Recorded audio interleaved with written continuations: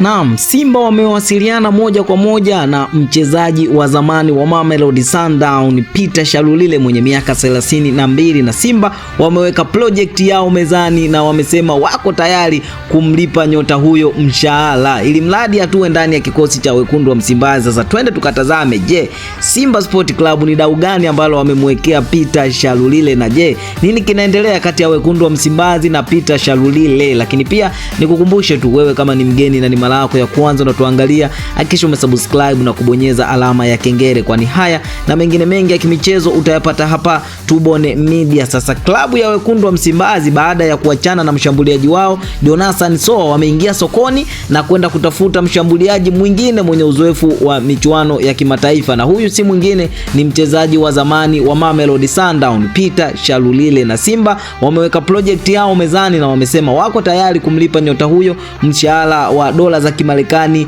25, ni sawa na shilingi milioni 65,921,500 kila mwezi, ili mradi atue ndani ya kikosi cha wekundu wa Msimbazi. Na Shalulile amesema kwa sasa kipaumbele chake ni ofa ya Kuwait, ya Libya na Orlando Pirates ya kule Afrika ya Kusini, na kama atashindwa kwenda huko basi Simba watampata. Lakini kocha mkuu wa wekundu wa Msimbazi Steven Baka amewaambia viongozi wapambane kumpata Shalulile, kwani ndiye mchezaji mwenye ubora anaohitaji pale mbele. Na ikumbukwe kwamba kocha wa wekundu wa Msimbazi Steven Baka amewahi